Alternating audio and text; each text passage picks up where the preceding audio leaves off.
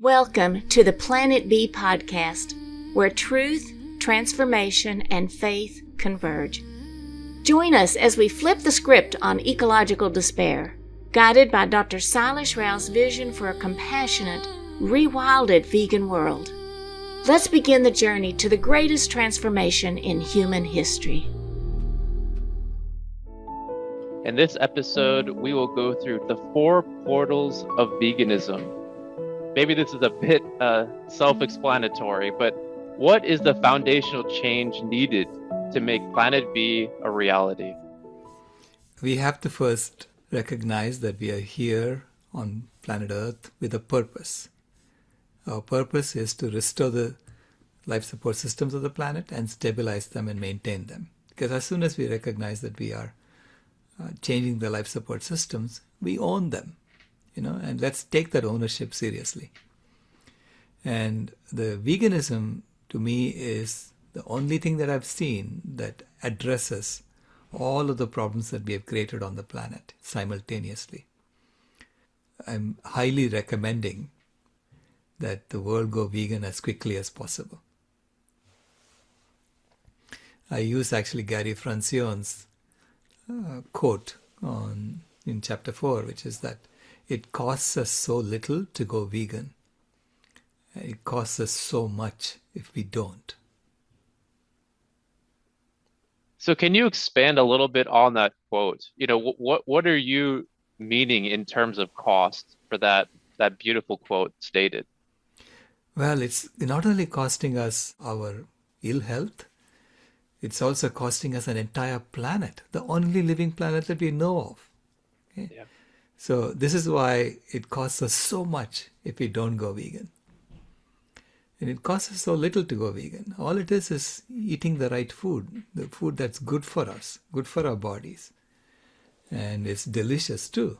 So it's not like, it's going to be a bland food that you're eating. No, we have been able to make delicious plant-based foods.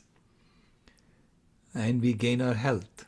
We gain our spiritual, mental, and emotional and physical health all together by doing this. So it's a win-win-win in every way I look. I think a lot of people have a misconception about what veganism really means. So, and you wrote this in the book, what is the true definition of the word vegan? Vegan is a way of living that seeks to exclude, as far as is possible and practicable, all forms of exploitation of and cruelty to animals for food, clothing, or any other purpose. So that's the short definition. And then there is an extension. It promotes the development and use of animal-free alternatives for the benefit of animals, humans, and the environment. And in dietary terms, it denotes the practice of dispensing with all products derived wholly or partly from animals. That is the official definition from the Vegan Society. But to me, it's a way of living where we don't hurt animals unnecessarily. It's simple. If you don't have to hurt animals for human purposes, don't do it. That's all it is. And every one of us resonates with that. This is nothing foreign to us. We don't want to hurt animals. In fact, most of the hurting of the animals that's happening today is happening behind closed doors. We don't even know it's happening. For the most part, we try to ignore that that's what's going on because we have been told that it's necessary to hurt animals. And now we know scientifically it is not necessary at all. This is why the time has come for the whole world to go vegan as quickly as possible to address all of the issues that we are facing, social justice issues and the planetary health issues. So at Climate Healers, you've created an acronym around the word vegan, which I think is very inclusive, brings everyone together. Could you share that, please? Yeah, vegan is vitally engaged guardians of animals and nature. And every child that I speak to about this wants to be that. Yes, definitely. Every human being I've spoken to has want it to be that, Yes. right?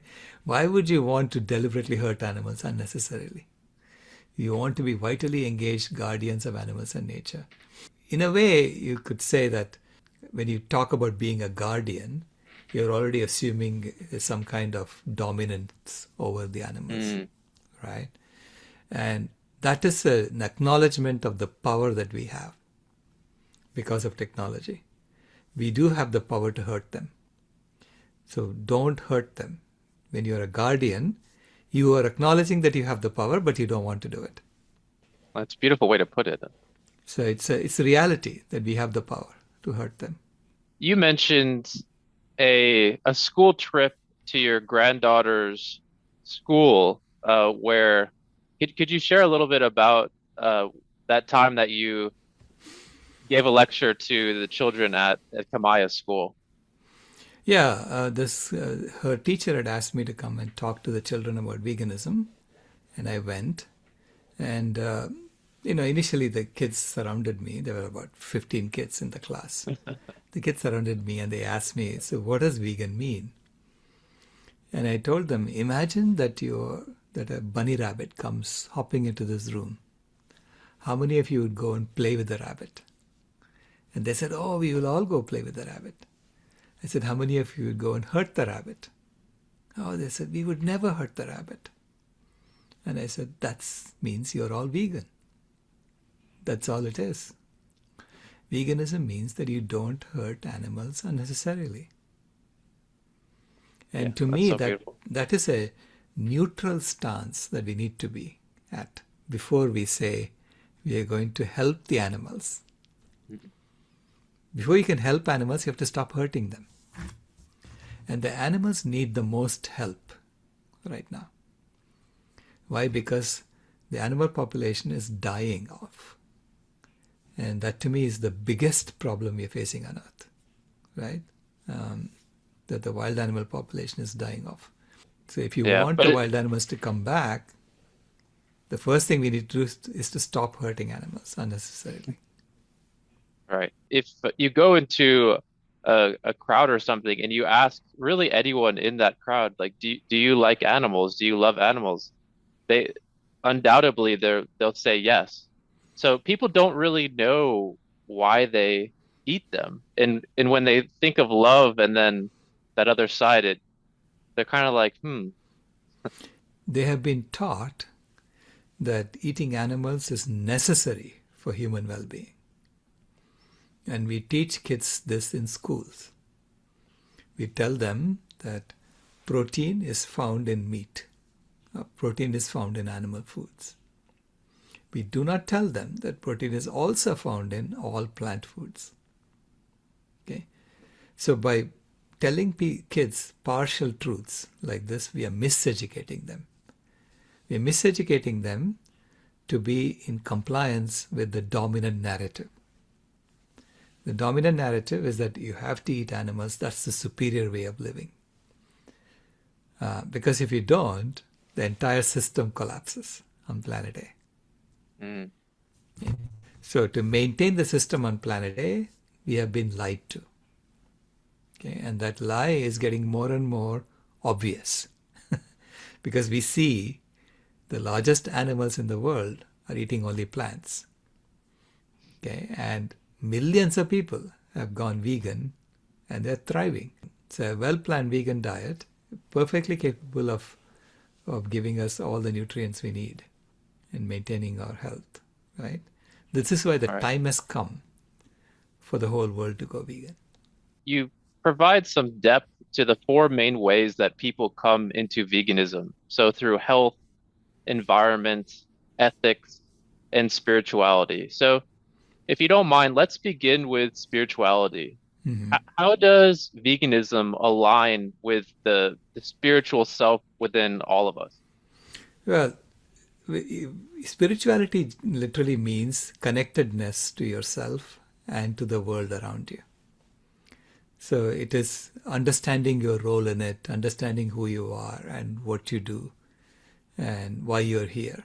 Okay, these are the three main questions that every one of us addresses it Yes, in every action that we do, And so when you are spiritually attuned and aligned with the world around you, then what you think, what you say, and what you do are all one and the same. Okay, so you don't have to have any misalignment in thought, word, and deed. So we just established that most people would never hurt animals unnecessarily. Right. Okay, so they think that they are kind to all life. But when they eat animals, they're doing the opposite. So going vegan aligns you with the way you've been thinking all along. And that's why I say that it improves your spiritual well-being fundamentally, right, when you go vegan. And Right. because you come into alignment with what you've been thinking all along. Right? Yeah. And to me, it is the most powerful reason to go vegan. Even though most people will not tell you that's why they went vegan. There are very few people who say, I went vegan for that. But once you discover the spiritual alignment, it is impossible for you to go back. I agree 100% on that comment. Yeah. Now, going into the major religions, compassion is one of, if not the key component of all major religions across the world. Correct. Do you feel that the abstinence of hurting animals was part of these religious teachings from the beginning? I believe so. Foundationally, all of the great thinkers have talked about compassion for all life and living without hurting anybody around you. Right. So compassion for all life is the foundation of almost every major religion on the planet. I don't think of any religion that says you have to go and hurt animals unnecessarily. So religion fundamentally is about living in alignment. Okay? All religions are prescriptions for how do you live in alignment. And this is why veganism is at the foundation of all the other religions. But then it gets distorted with interpretations. Yeah? And over time, the practices become misaligned with the foundational religion. Right. Okay? So there are translations that happen from one language to another, and then eventually people are told, whatever you're doing now is fine. Yeah. So religion then comes into society to buttress whatever is happening there, right, and maintain order. So what we are calling for now is for religion to go back to their roots and to examine what the teachers were telling us from the outset and aligning it with the circumstances today. Right. And that means, modifying rituals, modifying things that we thought, everything can be updated, right, to the changed circumstances. On that topic, what I feel is maybe one of the best documentaries to come out in recent years is Christspiracy, which you were an executive director of. Why do you feel that the message of that film is so important to this time? Yeah, Christspiracy, it traces it back to what was really happening and shows that there is another interpretation for the events that makes sense. Anything, when you examine deeply and you discover misalignment, you have to figure out how do you explain that misalignment. Okay? Right. And Christspiracy traces it back to the way things were when Jesus Christ was alive, where there was no city of Nazareth, but most likely he was a Nazarene. That's why he was called Jesus of Nazareth. And a Nazarene is someone who eats plants only, who doesn't hurt animals. And they were known as that sect those days. Okay, And then everything makes sense. Why did he overturn the tables? Why did he drive the animals out of the temple? And how the temple was being used as a slaughterhouse. Because it was a way for the priests to say, okay, now I have sanctified your killing of the animals. Not everybody can kill animals, only those who know how to do it can do it. And that was really what was going on in the temple, and that's what Jesus was protesting against. So it's recognizing that veganism was at the foundation of every religion. That's what Christspiracy was doing too. There's another movie that I was part of called A Prayer for Compassion. That's a really good one too. If anyone hasn't seen that, that's a beautiful documentary. Thank you. Yeah, it was done in 2019, and it basically showed that compassion for all life is the foundation of every major religion that we examined. Okay? And so compassion for all life means that you don't hurt animals unnecessarily. Yeah, and the only reason we have been doing it is because we have been told that that's the only source of protein, or that's the only source of calcium. And as science has now progressed to say that that's not true. Going back to the foundational myths discussed in chapter 1. Correct. Yeah. Yeah.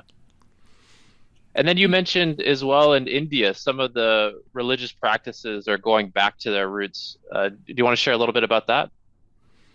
Yeah, in India, in the original way we were eating, okay, was fundamentally plant-based. It was actually whole food plant-based. It was quite healthy.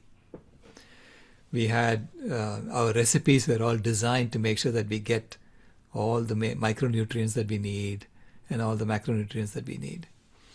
And slowly over time, they got distorted. We started adding too much oil. Then we started adding too much ghee, and then started adding meat to it. Why? Because we were told, you're not getting enough protein. You're not getting enough calcium. You're not getting enough nutrients. And that's why your life expectancy was low. And in fact, you're not getting enough food. That's why your life expectancy was low. Not because of the diet itself. It's just, the food was being taken away from us and being stored in warehouses and allowed to rot. And that's how we were being controlled in India. Okay? Wow. And the story was told that it's all because of the kind of food you're eating, not because of the lack of food. The system behind it. Exactly. The system was all about control. How do you control people? Make them hungry.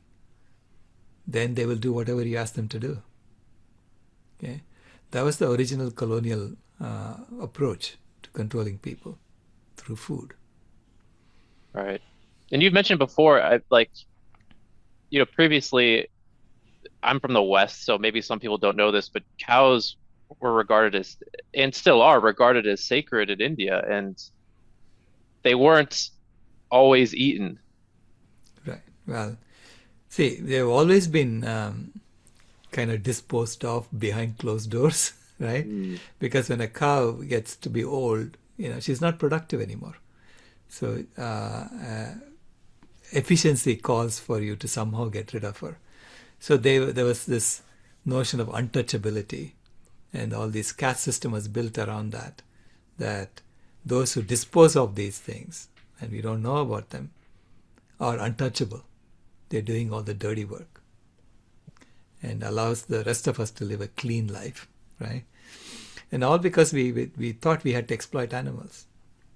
I really think that the fundamental reason why we started exploiting animals was because we started washing our food first. When we start washing your food, you no longer get the soil in the food.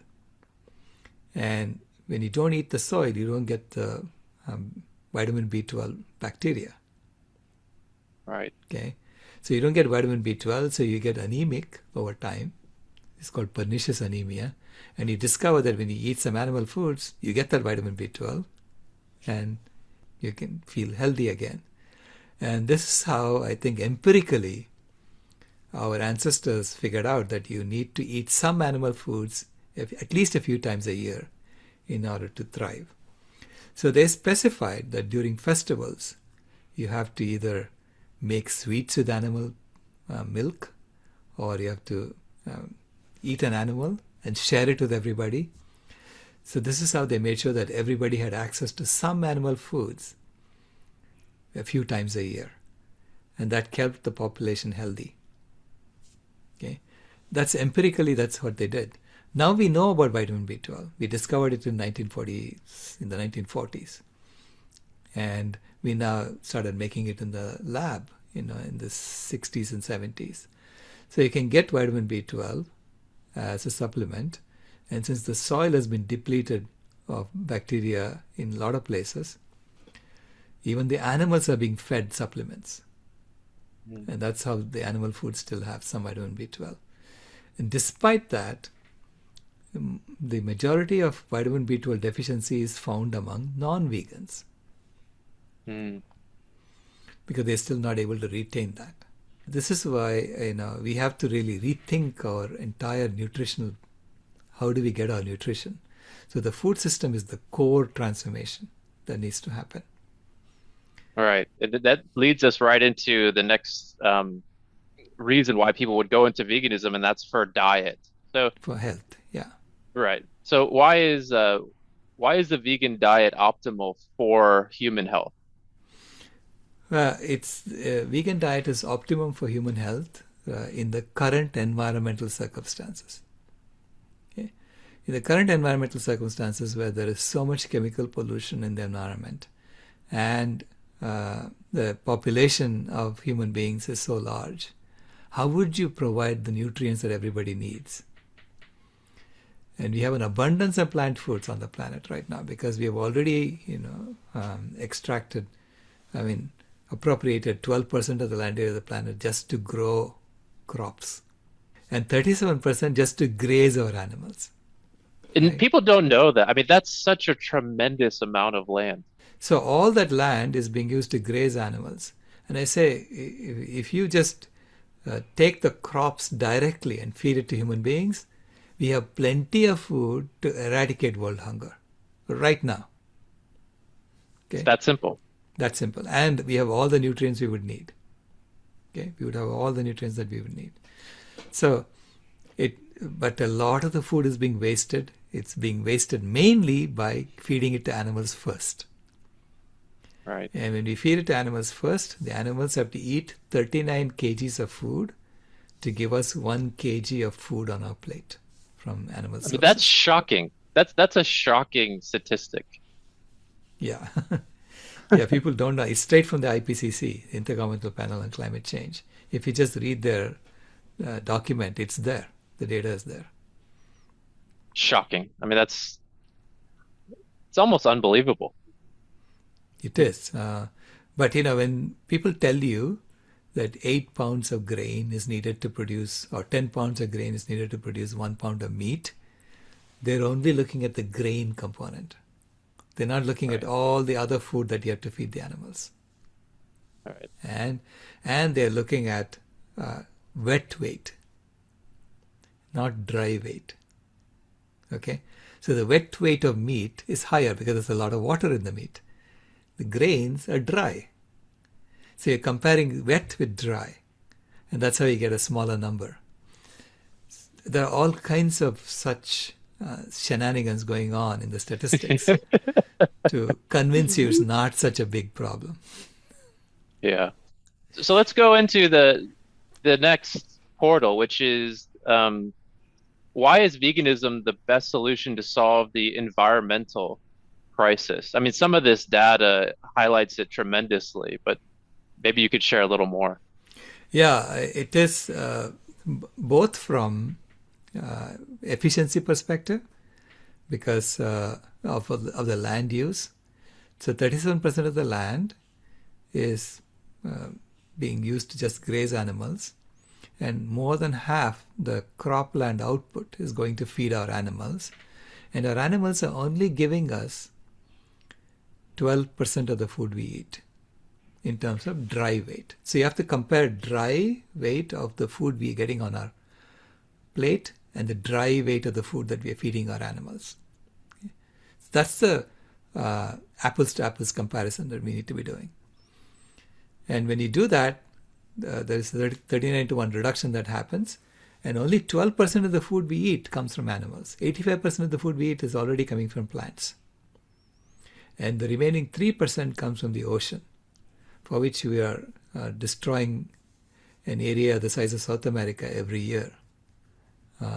Unbelievable. On the ocean floor every year, okay, to get the 3% of the food we eat. So that if you turn that 85% into 100%, which is not such a big change, okay, Right. then you can return 40% of the land back to nature, as well as the entire ocean back to nature. And this to me is the number one reason that why we need to be going vegan today. Because when we do that, we can restore the planet. Like I've heard this question before is, what do you do with all the animals if we were to go to a fully vegan diet and we still have the animals that are alive today, which people previously ate, what would we do with them? Well, we eat babies. Right. Okay? They're not too old. And so we need to first bring down the population of the animals we have to stop impregnating animals. Right. So as soon as we ban the impregnation of animals, new animals don't come into the world because of human artificial impregnation. Right. Yeah. And so the existing population of animals will decline rapidly. Because we are not going to shut down the entire meat industry right away. Okay? But if you ban the impregnation of animals and you continue with the current system, the prices will go up very fast and the animals will disappear. And then we can restore the land back to nature. So which means the wild animals populations will come back. Right. Right now we are suppressing the wild animal population. We are actually artificially going around killing them because they are eating the food that our animals are supposed to be eating. Mm-hmm. Right? And we kill off the predators because they could kill our animals. So we do a lot of lethal conservation, suppressing the population of wild animals in order to provide room for our farmed animals to grow. So And what's the percentage of animals that we've lost across the world because of this practice or other practices that have happened due to animal agriculture? Oh, we have lost vast majority of the wild animals on the planet. The estimate is something like 80 to 90% compared to what they were 10,000 years ago. Okay, closer to 90% actually now. And so only 10% of the wild animal population and the megafauna are still around. Like, yeah, that's just a shocking statistic. I mean, only 10% of the animals are left. All left, yeah. So we have taken over their land for our farmed animals, and then we have artificially grown them to be so big that their weight, the weight of the farmed animals, is 10 to 12 times the weight of all the wild animals that lived 10,000 years ago in terms of their impact on the planet. Because the population of the farmed animals is unnaturally young. They're mostly all babies. And when you're a baby, you eat more than your weight would indicate. You eat at least double the weight, right? So if you look at the overall weight of the animals and compare it to what they're eating double what the normal population of animals with that weight would have been eating. So that's why I double that, So to say that the equivalent weight of all the farmed animals is 10 to 12 times the weight of all the wild animals that lived 10,000 years ago. And the earth is not able to sustain that. So this is why the animal waste is not being processed properly because it's out of balance in the system. right? And it is then poisoning the waters for the other animals.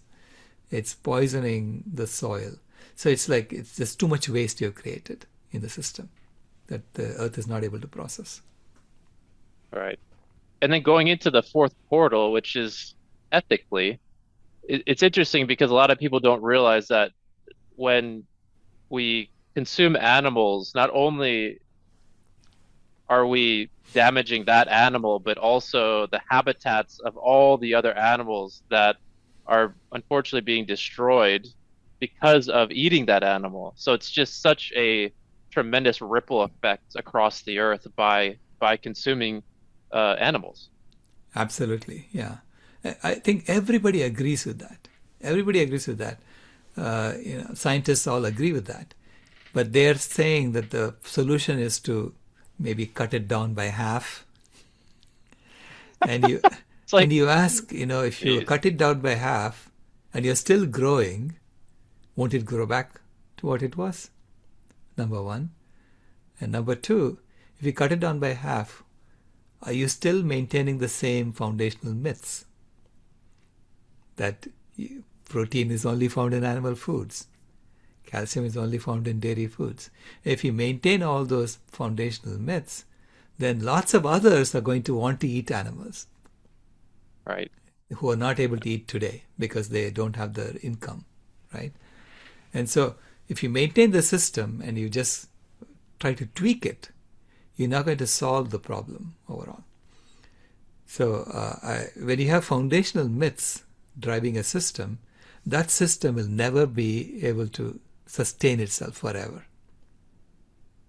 So I don't see cutting it down by half as a solution. Right. I see addressing the foundational myths, fixing the foundation, making the correct foundational axioms. And as soon as you start thinking in the correct foundational axioms, you don't want to eat animals. Correct. So the whole thing goes away, right? As you stated that if we have wiped out 90% of the animal populations on Earth very recently, then how much time before, unfortunately, we could potentially wipe out all animals on Earth, which would, who knows what that would trigger? Yeah, here is the thing, right? Nature is a great amplifier. So when we shoot animals and kill them because they are invading our grazing land or whatever reasons, we go around shooting animals and killing them and for this lethal conservation. Nature says, okay, that's what you want to do? I'll kill them too. It's because there is not, like what happens when you shoot animals. You're shooting some mother. So the babies are not able to survive without the mother and the babies die. So nature amplifies your actions. So if you killed one or two animals, nature kills three to six. Wow. Yeah. So this is how you create a spiral, a downward spiral, where then you don't have to touch it, nature will die on its own. Okay, the animal population will die on its own. So there are these minimum viable populations. We have to bring them back to that, and then we have to foster them so that they can come back. So literally you have to go and beg the animals to stay. Okay, Yep. with our actions in order for us to restore the life support systems of the planet. Because if all the animals die out, the ecosystem dies out too, eventually, because the trees depend on the animals for propagating their seeds. There is all this interactions between different species that we rip up when we kill animals. Right. And that goes back to just the urgency of it all. So I know this will Yeah. lead in a little bit to the next chapter, but you know, why do we need to go vegan now?